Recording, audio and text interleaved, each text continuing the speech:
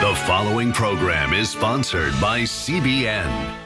Coming up, the Georgia farm girl who rose to become Miss America 2016. Pageant winner Betty Maxwell joins us live. And then, 13 years in the slammer. It was like a bottomless pit. And a lifetime as a prisoner to the pills. I didn't want to be a drug addict, and I knew that I was. What finally set him straight? He just turned around and just said, I'm not going to make it, am I? On today's 700 Club.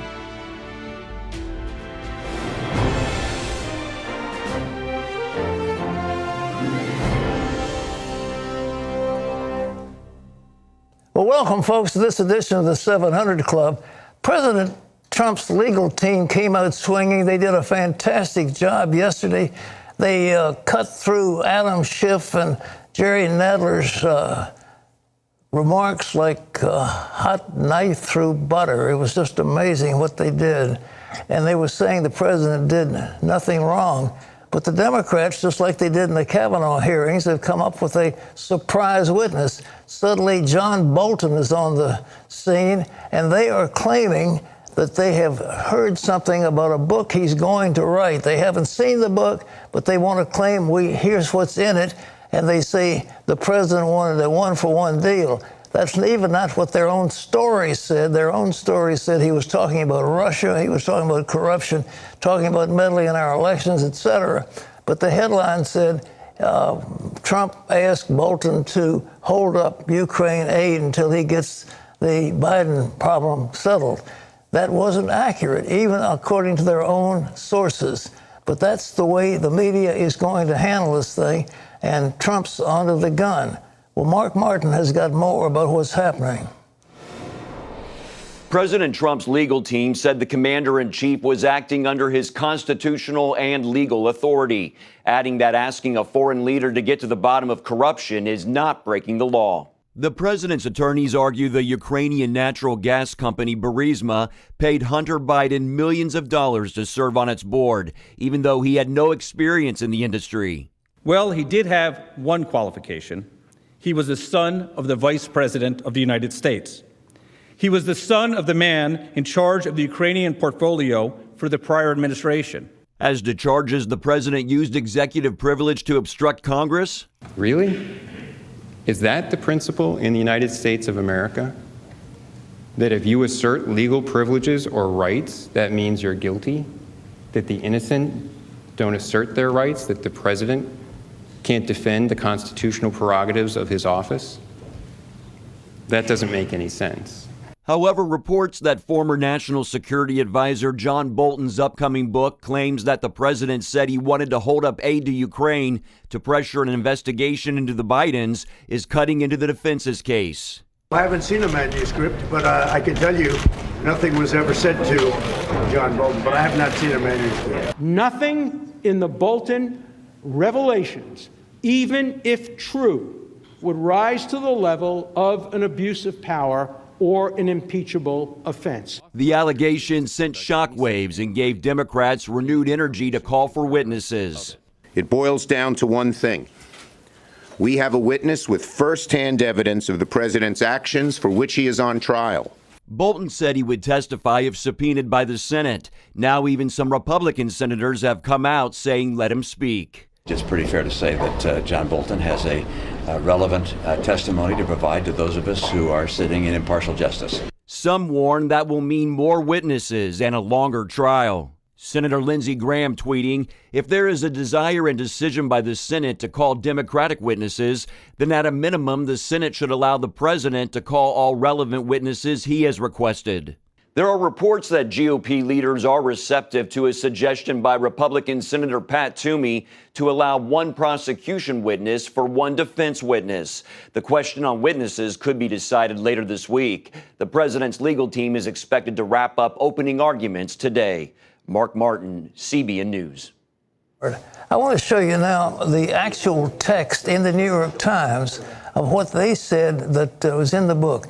In his August 2019 discussion with Mr. Bolton, the president appeared focused on the theory Mr. Giuliani had shared with him that Mr. Bolton's question that he preferred sending no assistance to Ukraine until officials had turned over all materials they had about the Russia investigation that related to Mr. Biden and supported of Mrs. Clinton in Ukraine.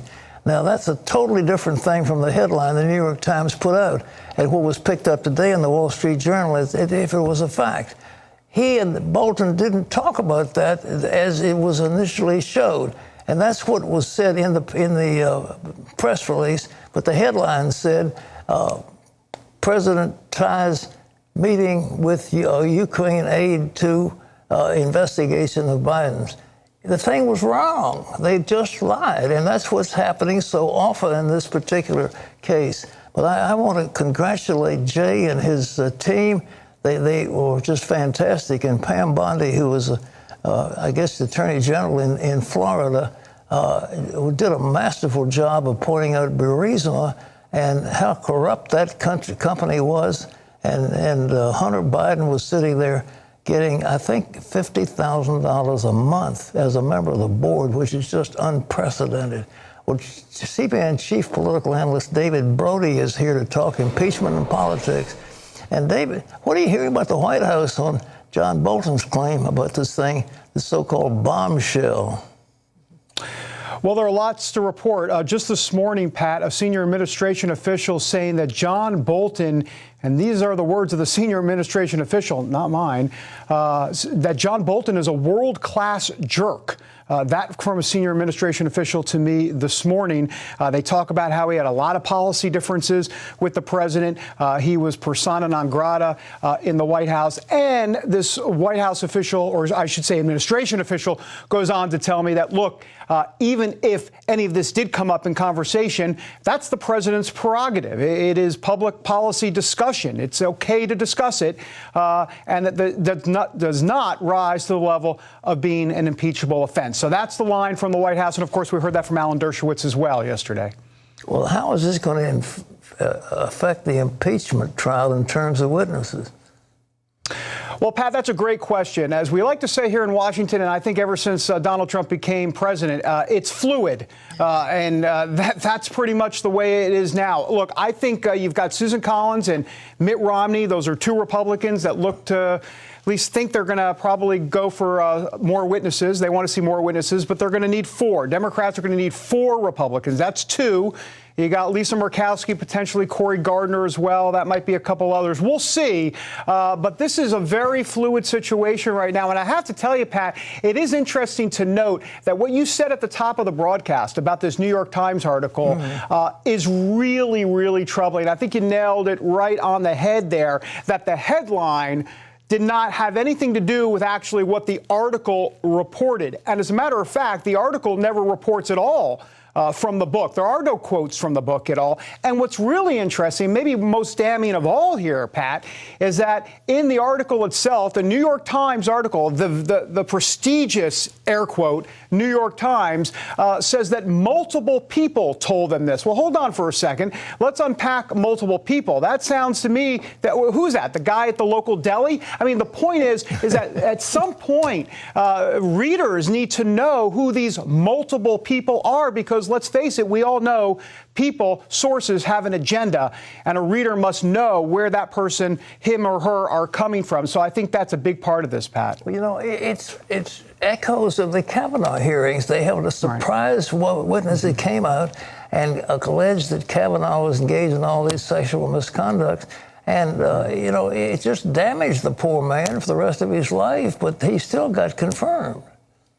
Well, and now we find out whether or not this is going to be Brett Kavanaugh Part 2 when it comes to the Republican Party sticking together.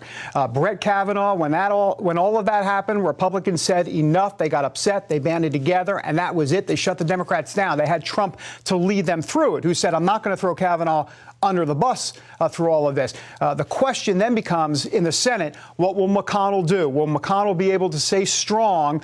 But look, the reality is this. If he's got 4 Republicans that are willing to jump ship, and we're about to find out on witnesses, then McConnell and Schumer at that point, Pat, would go into deal-making mode. In other words, if there are going to be 4 Republicans that are going to vote with Democrats to call Bolton as a witness, then McConnell's going to say, all right, well, what am I going to get out of it? Am I going to get a Hunter Biden? Am I going to get a Joe Biden? Who am I going to get out of it? And I think that's where the deal making goes down. And then Democrats, Pat, are forced with a decision. OK, you want John Bolton? Great, knock yourself out. But you're also, at that point, do you really want to hear from Hunter Biden in front of a national television audience? Because let's face it, Hunter Biden on the stand you would think, in theory, bolster the Trump argument that there was indeed corruption, or at least the appearance of corruption going on, is the case they'll make. And that could obviously help Trump and hurt Democrats. What's the final argument going to be? It looks like Trump's already started setting up. It's going to be socialism versus capitalism, and Bernie Sanders is the leader. Joe Biden, I really like him. He's a likable sort of guy, but he's done some strange things, and I went to New Hampshire with him the same day on the same plane. He was going Democrat and I was going Republican, but he plagiarized Neil Kinnock, and now he's gotten into this problem with Hunter. I don't think he can survive this, do you? Well, Joe Biden has had a lot of problems right from the very get-go. And honestly, Pat, it's all started with his announcement when he wanted to become president. I mean, what was his reason for running? Well, cue the crickets, because what's the reason? To stop Trump.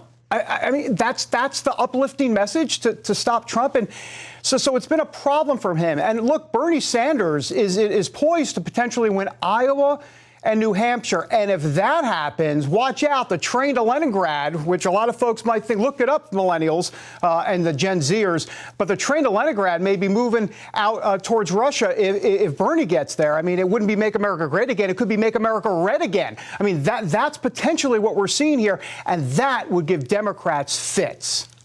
David, thank you so much.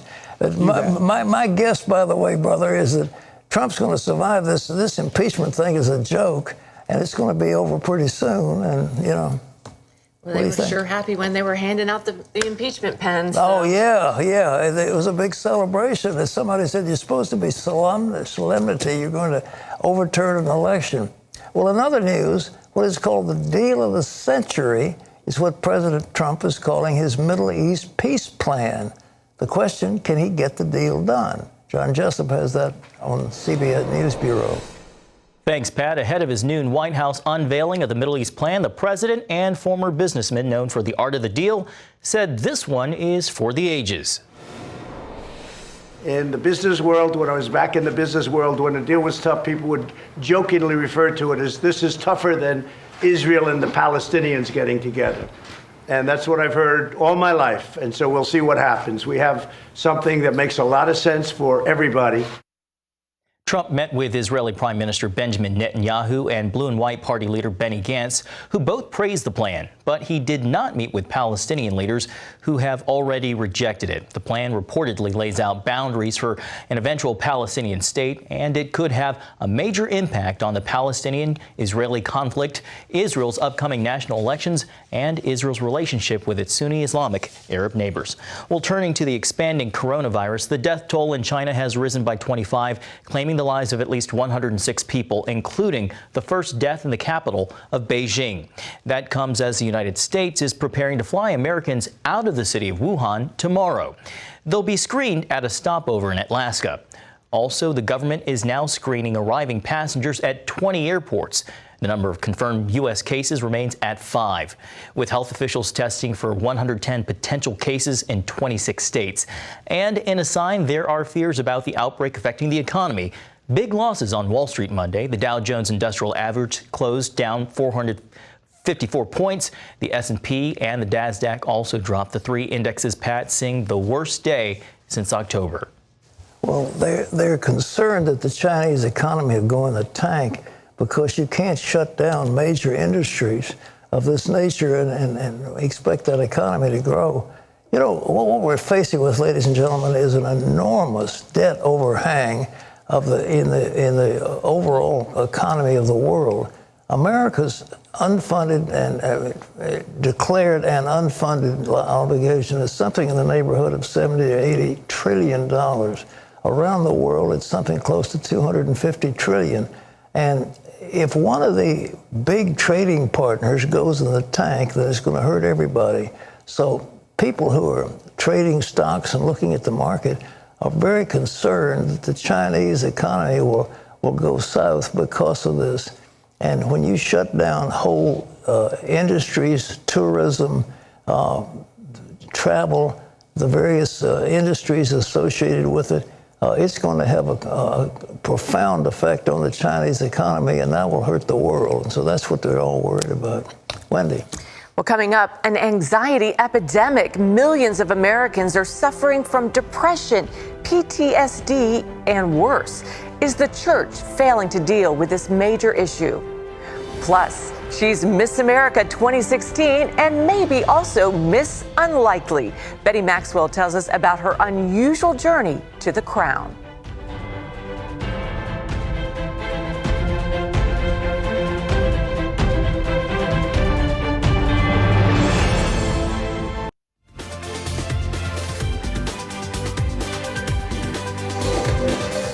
It's a shocking fact.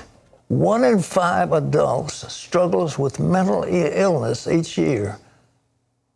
What's worse, there's a crippling stigma in getting counseling for mental problems, especially in the churches.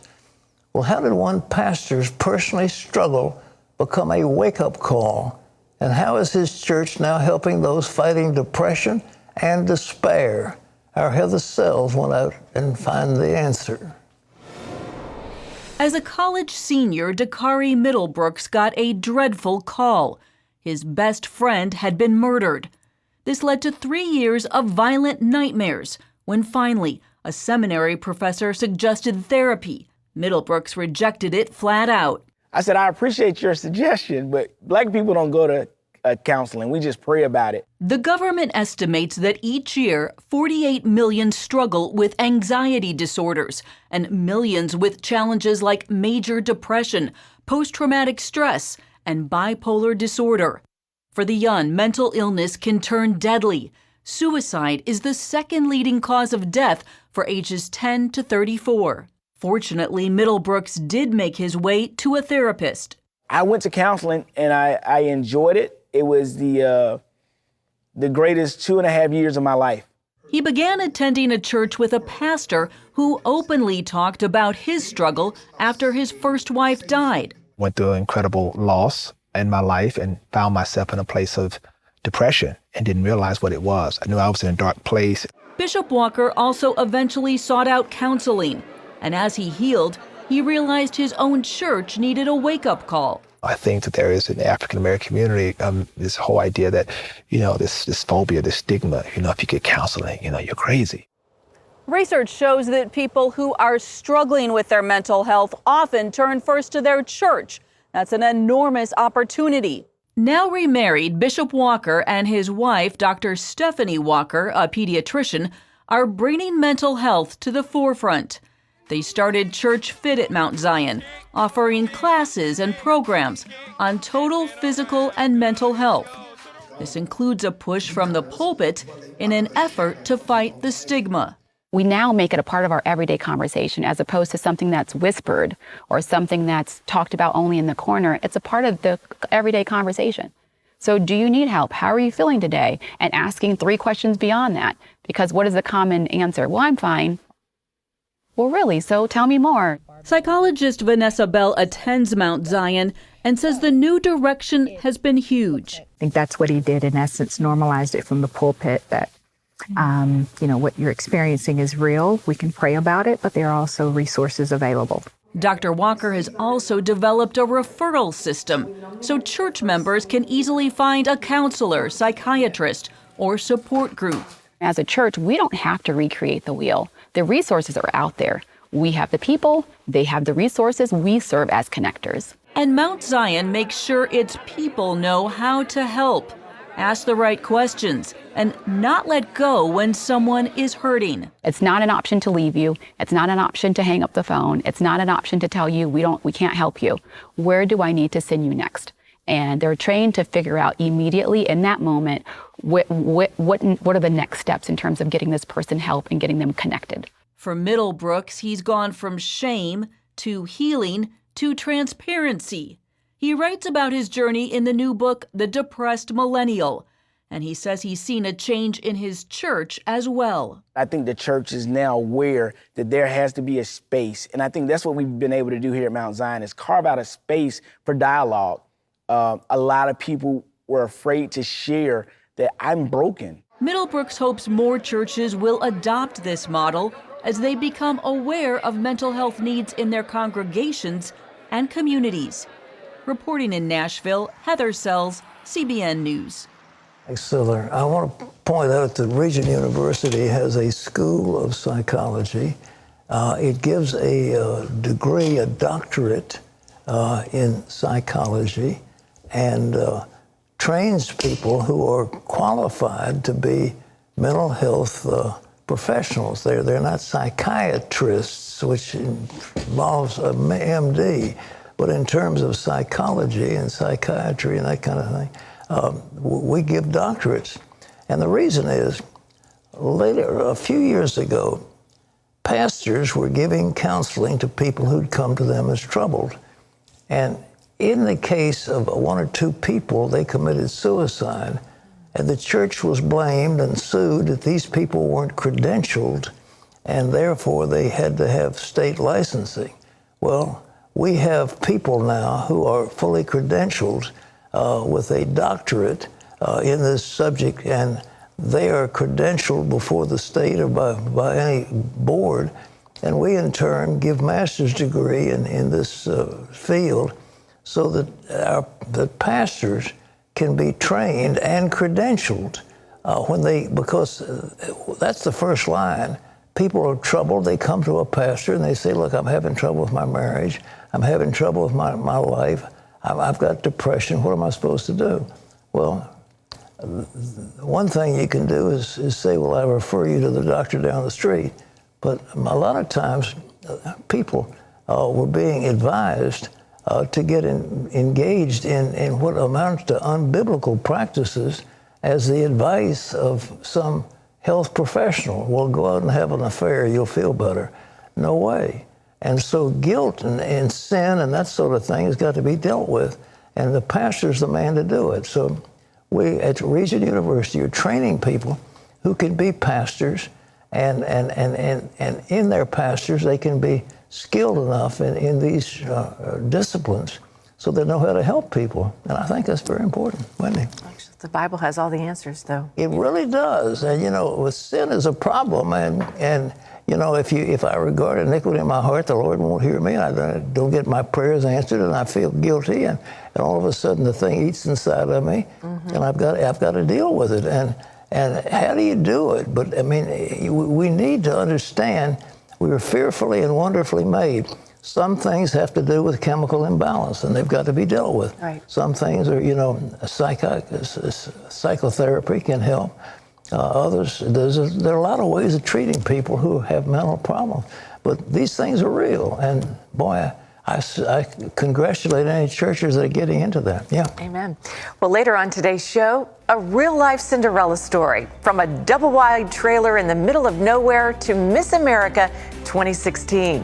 How did this imperfect pageant queen take the crown? But first, this junkie had feet like hamburger meat, all because he kept pounding the pavement in search of his next fix. How did he finally come clean? Find out next.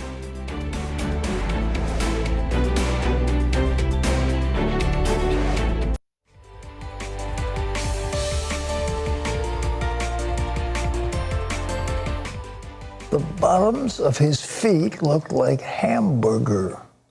That's how Judy Smith described her husband, Sidney.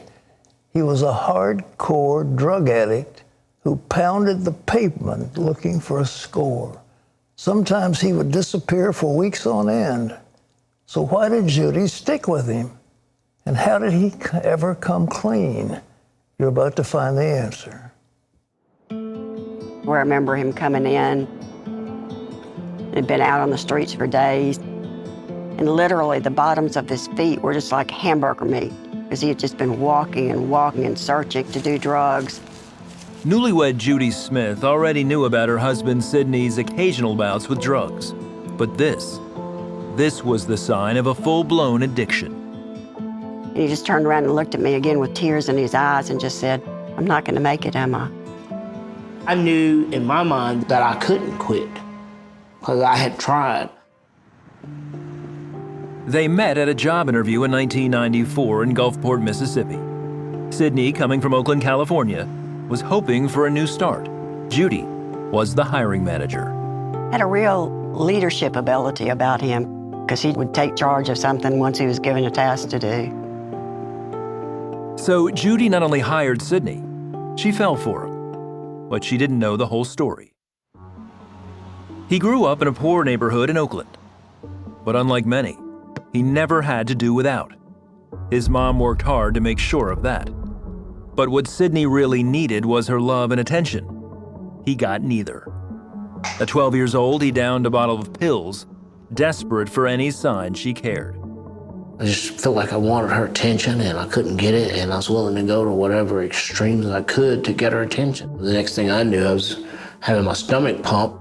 I remember going to like an institution and being left there.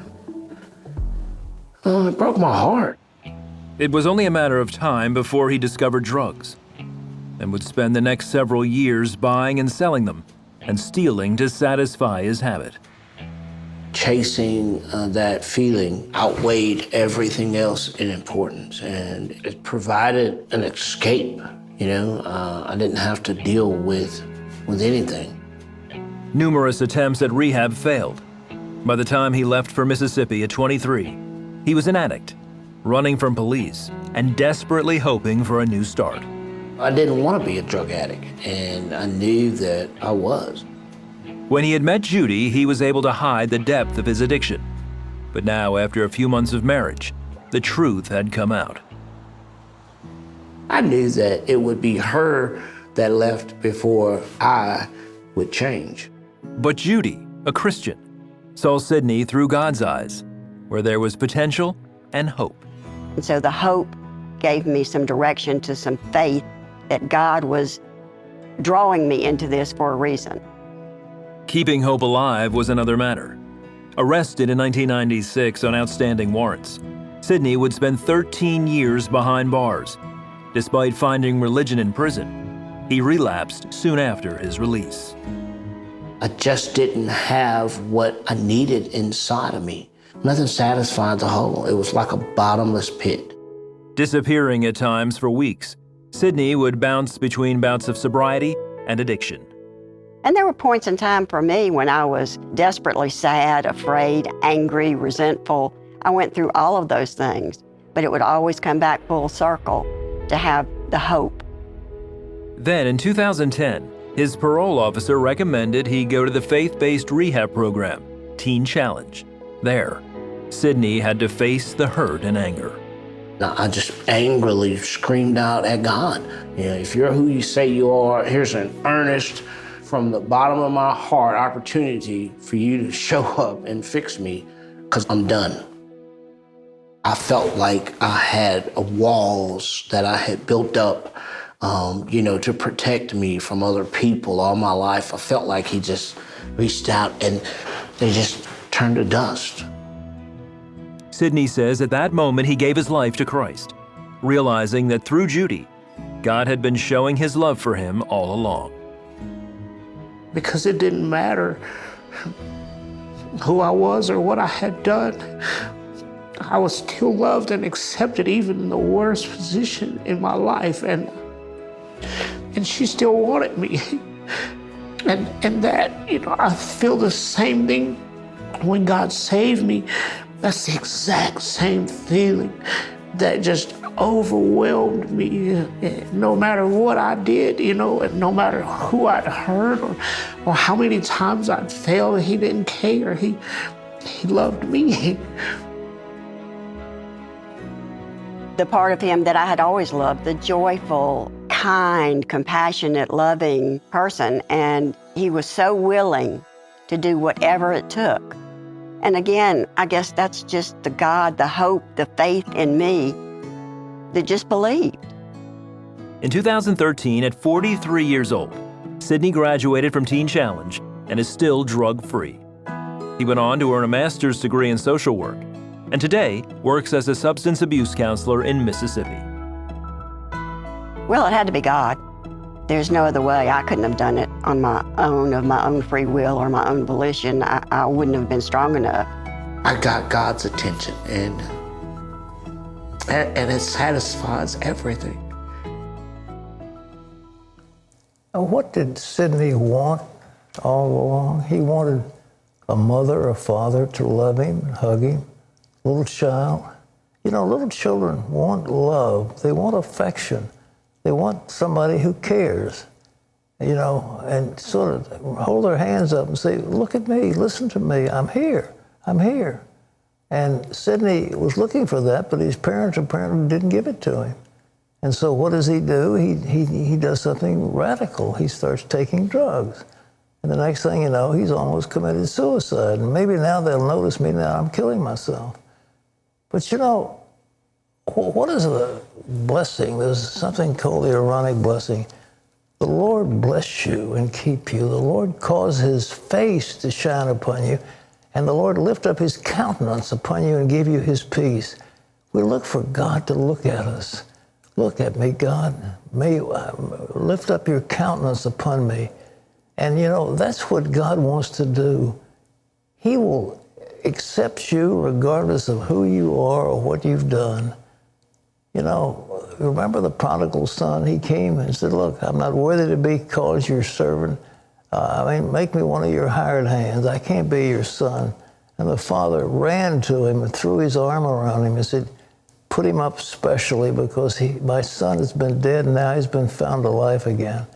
God is looking for you. He's looking all over. And what you may have lost in your childhood, what you may have missed along the way, what you may have missed in a marriage, you may have an abusive husband, you may have a mean, unfaithful wife. Who knows what you've got? But God Almighty says, look, I love you, and I died for you, and I will accept you as my own, and I'll put my arms around you and welcome you home, and you can be part of the family of God. Don't you like that? You want somebody to really love you? You know, a lot of people just, you know, they don't care anything about you. A lot of people don't. There's a huge world we're in, and we kind of pass one another, and, you know, so tough luck about you. But God feels your pain. He knows who you are. And right now, if you want to know the love of a father, I want you to pray with me right now. Pray these words. Jesus, that's right, pray with me. Jesus, I know that you love me so much that you died for me, because you said you loved the world so much that you gave your only son, that through him I might live. And so, Lord, through you, I want to have the love of the Father. And I come to God through you. And so now, Lord Jesus, I open my heart to you. I turn away from sin and selfishness and the bitterness that's in my heart and the frustration and the anger and all the other things. I give them to you, every bit of it. And from this moment on, I confess, Lord, I'm yours and you're mine. Thank you, Jesus. Thank you that you heard my prayer, and thank you that you've come into my heart. Now, if you prayed with me just then, I have something I want to give you. I want you to get started. This is a little packet I'll give you free, absolutely free. It's called A New Day. And inside there's a compact disc. If you have a CD player, I hope you do, you can play this, and it's 70-some minutes of very intense teaching about what you just did, what it means to be born again, what it means to be a new creature in Christ, and what it means if you sin or you fall away, how God will pick you up and keep you as part of his family. And if you don't have a machine, I've got a packet, a little booklet here you can read that has those scriptures in it. I'll give this to you free. All you have to do is pick up the telephone, call in and say, look, I just prayed with Pat. I just gave my heart to God. I know he loves me, and I love him. 1-800-700-7000. That's easy to remember. It's a toll-free number. 1-800-700-7000. No money involved. We're not talking about any money. We're just talking about somebody here who loves you. So pick up the phone, call in. We've got people on the phone right now to answer the phone who are so thrilled that you've made this decision. 1-800-700-7000. I just prayed. I have just come to the Lord. Call now. Wendy? Thank you, Pat. Well, still ahead, Pat weighs in on the issues that matter to you, like this one from Chuck, who writes, "My wife's jealousy didn't show up until after we were married. She has left 11 times in 6 months. Please help. What can I do?"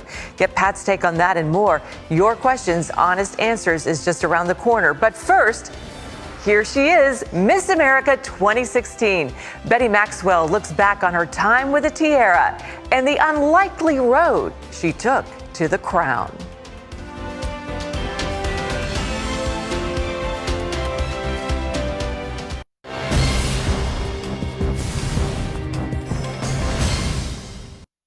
Welcome back to Washington for the CBN News Break. The Supreme Court handed down a victory to the Trump administration in a ruling that permits a new policy tying green card approval to the use of public benefits like Medicaid or food stamps. Immigrants applying for permanent residency must now show they wouldn't be considered public charges or burdens to the country. Otherwise, legal residency could be denied. The court reversed a lower court ruling on the issue by a split 5-4 vote. More than 500,000 people apply for green cards every year. Nearly 400,000 will be subject to review under the new rule. Well, Minnesota Vikings quarterback Kirk Cousins is challenging followers to read the entire Bible. Cousins recently announced his own achievement, tweeting that he has finished reading both the Old and New Testaments. He wrote, "It took me over 2 years, but just finished reading through the entire Bible for the first time. Definitely recommend it." Cousins says his faith is the foundation of his life and gives him peace and strength before each game. His Bible Challenge Twitter post was shared more than 90,000 times. Well, you can always get the latest from CBN News by going to our website at cbnnews.com. Pat and Wendy will be back with more of the 700 Club right after this.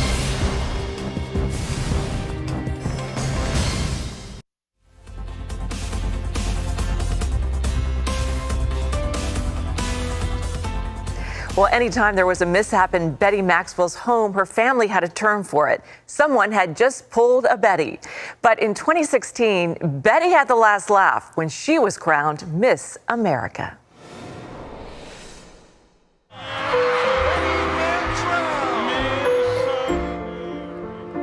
Becoming Miss America one day wasn't something Betty Maxwell had dreamed of as a Georgia farm girl. When her mom pointed out that pageants were a way to earn scholarship money, she decided to give them a try. Crowned Miss America 2016, Betty found her year-long reign to be one of the best and the most exhausting experiences of her life. She recounts the many highs and lows of it all in her book, Miss Unlikely. Betty also shares how she's learned to cope with recent crises in her life. And please welcome to the 700 Club, Betty Maxwell. Betty, it's great to meet you. Welcome. Thank you. So nice to be here. Thank you so much. I loved what I Googled when you won. You genuinely looked shocked. Shocked? Yeah. I was. Very much so. In my book, I talk about, all the mishaps I had that night. I tripped in my evening gown, which is like the ultimate stereotype. So of course I tripped I think twice I tripped. And then lost an earring. I lost an earring twice. And then I, of course, got a question about Tom Brady and the Deflategate when I had prepared for all these, tough political questions. And then they asked me about football. Ask you about football. And I'm like, are you kidding me right now? Like, how did you answer that? At first I was like, I like to be funny. I'm a funny person. So I was like, I'm going to start out with a joke. So I was like, I think I'd have to be there to feel the ball to know if it was deflated or not deflated. I mean, that makes sense to me, right? And nobody laughed. So I was like, but in all honesty, if there was question to be had about it, if there was anything sketchy going on, then yeah, I think he probably cheated and he should be punished for that. And of course, then all of New England hated me. So it didn't stop you from winning the crown. Well, you grew up on a farm in Georgia and grew up in a double-wide trailer, because that's what you say, from farm girl to Miss America. But faith was so key in your family life. Tell us about your faith growing up. So I'm actually 50% Greek. My mom's side of the family is full-blooded Greek, and so I'm a Greek Orthodox Christian. I grew up in the Greek Orthodox Church, and a lot of people don't really know about Orthodoxy. It's a very traditional, very old faith and way of practicing religion, and so a lot of people don't really know much about it. So I'm glad I get to talk about that a little bit in my book and sort of educate people on our faith. But it's always been the foundation of my upbringing and in our household, leaning on God and having a strong foundation in faith. Well, strangely enough, you were never one of those little girls that dreamed about being Miss America. It was actually the farthest thing from your mind, right? It's true. It just never, it's really this whole world that people don't know about. And I certainly didn't. And my family, it just wasn't part of our life. You guys were on like 600 acres, no neighbors really that close by. So you were sort of isolated and you weren't. And no cable TV. So I had never watched Miss America. I had no idea this was a thing. And so I was 19 when I did my first pageant. And my mom suggested it to me from someone who suggested it to her that I should compete because I can sing and I can walk in high heels, like I can do this, and I can talk, obviously. So I decided to give it a try, earn some scholarships and a chance to show off my vocal talent, which has been my ultimate dream since I was a little girl, to be a singer and an actress. So I saw it as a great opportunity, and it's obviously led me to where I am today. And you once believed that pageants were full of catty girls. Oh yeah, I totally believed it. What did you actually find when you got involved? So I definitely believed the full pageant stereotype, the cattiness, the mean girls and all of that. But, that stereotypes, they obviously all come from some sort of truth. There are always going to be mean people out there. There are always going to be mean girls. But that's not just in pageantry. That's just life. That's the real world we live in. The reality is that the girls I competed with are some of the most brilliant, talented, smart, kind women that have the best golden hearts. And I say this every single time, that any young woman that I competed with would have been an incredible Miss America and truly deserved it. I'm just so humbled and fortunate that I got to be their representative, and I'm so thankful for that. So you talk about how Miss America is not a mold that you fit into, but it's a shape shifter. What does that mean? Yeah, Miss America is definitely a shapeshifter. You will never see the same type of girl twice. Every girl has her own unique abilities and talents and their own perspective to offer to the title. And for me, my whole mantra was be yourself. Be your most authentic self, and that's how you will succeed in life. I know if I hadn't made those mistakes on stage and been, just Betty, myself, that I probably wouldn't have won. The judges told me that those mistakes made me so relatable. They liked that I was okay with making mistakes, and I laughed it off on stage. They could see that it didn't bother me, that I'm okay with being myself, warts and all, sort of. So accepting that about yourself is how you will win in life, for sure. Now, what was your favorite memory of Miss America? I know there's too many. I know that's not a fair question, but was just one or two? Oh my gosh, there's so many. So one of the, sort of funny things, one of my favorite things was I actually got to meet Harrison Ford, and I met so many celebrities, but Harrison Ford, it's freaking Indiana Jones. Like, come on. I know. That was incredible. I loved meeting him. Any girl's dream. And he was so nice, by the way. And then one of my other favorite things I got to do was a USO tour, where I got to go to 8 countries in 8 days with some other celebrities, and we got to perform for the troops. And that was just absolutely incredible, humbling work. It made the entire year worthwhile. That and working with Children's Miracle Network and just getting to work with those kids and go into the hospital with my crown on, and you just see their faces light. That was just so rewarding in and of itself. I love that. Well, during this time, you had to keep a secret, Betty, your relationship with Spencer, who's now your husband, right? Yes, he is. He put a ring on it. Oh, that's gorgeous. Tell me, why did you have to keep that a secret? So the Miss America organization has always sort of frowned upon Miss America having a boyfriend because they don't want her to be distracted from the year, first of all, but second of all, they want Miss America to be America's sweetheart, and that's what they always told me. They want you to seem available, which is sort of, to me, I think a little bit dated, but you have to keep those things out of the public eye. The biggest secret I had to keep, though, was when we got engaged during my year as Miss America. I couldn't wear my ring, I couldn't tell anyone, and oh my gosh, that was so hard to keep a secret. That's sick. Oh, that's very nice. That would be be hard not to wear that. I would slip it on in my hotel rooms at night when I was all by myself and be like, oh my gosh, I'm engaged. Well, every Miss America has a platform. Betty, what was yours? So my platform was called Healthy Children, Strong America, a platform that I made up on my own with my mom. And growing up in my household, health and fitness was always so important. My dad's a nutritionist. My parents are both physical therapists. So taking care of our bodies has always been so important in our family. Sure. So it just made sense to me that I take that on as my platform as Miss America to help our kids, put down the cell phones, go outside, be active, get back to our roots and actually, exercise, but for fun, make it fun. That was something that was really important to me during my year. And not only that, but helping our kids learn about where their food comes from growing up on a farm, and teaching them about where their food, it doesn't come from Target, it comes from the land, from the farmers. Right, exactly. And recently you took part in a suicide prevention panel, and that's an issue that really hits close to home, right? Yes. So in 2018, December 23rd, 2018, so just a year ago, my mother-in-law took her own life while we were there. And so that was something that a challenge that I've never experienced before. I had to lean on my faith in a way that I never had, and my husband and I were able to come together, become even closer and stronger in a situation that normally should have broken us apart. It should have torn us down, and because of our faith and our love for each other, we were able to come back stronger and be able to speak at such events and be able to help other people who may be going through the same thing. Yeah, well, you can read more about Betty's story in her brand new book, Miss Unlikely, From Farm Girl to Miss America. It's available wherever books are sold. And Betty, you are delightful. God bless you. Thank you so much for having me. Thanks for writing your story. Well, coming up, the part of the program you've been waiting for, Pat answers your questions with honest answers. Benita says, I only see my long-distance boyfriend once a month. He refuses to FaceTime with me in between visits. Should I end the relationship? What will Pat say? Find out when we return. Miss America saying yes, end it.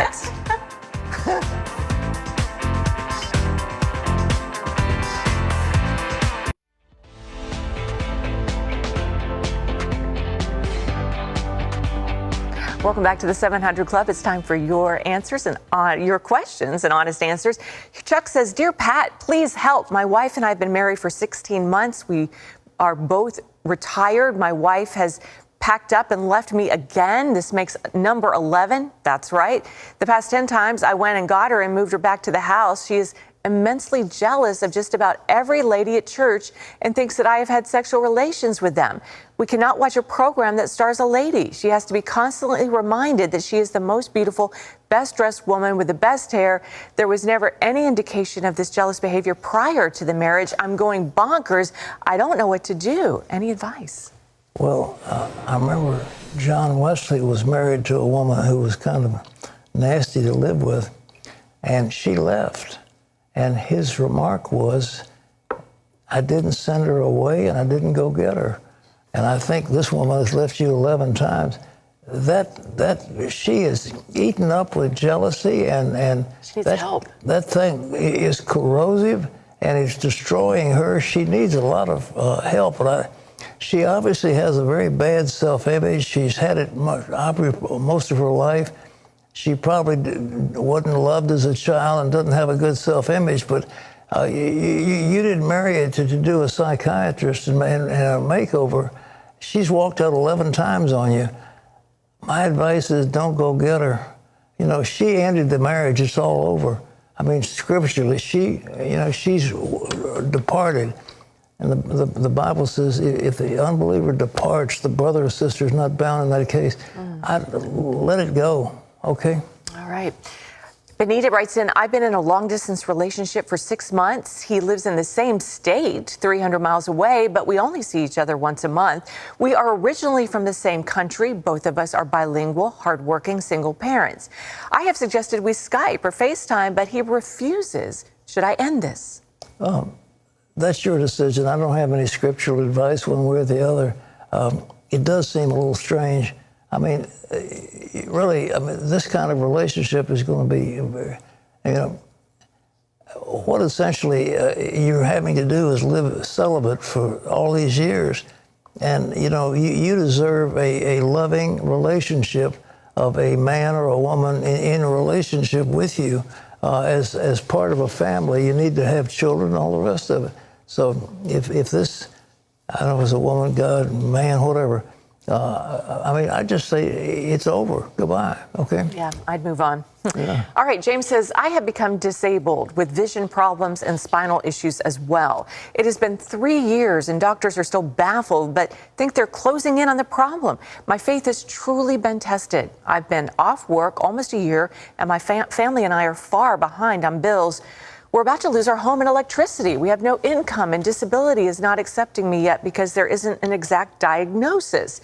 I pray and have sold everything I own. I beg God to help us and 2 children. What else can I do? Well, I think there are agencies that will help people like you. I think you ought to go to, the Department of Social Welfare and see if there isn't something they can do for you. You ought to have something to help you. But in the meantime,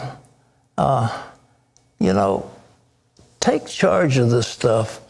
A man shall eat good through the fruit of his lips. And it's time to start declaring your independence. I am free in the name of Jesus. And declare the victory rather than being under your circumstances. Rise above your circumstances and take control of them.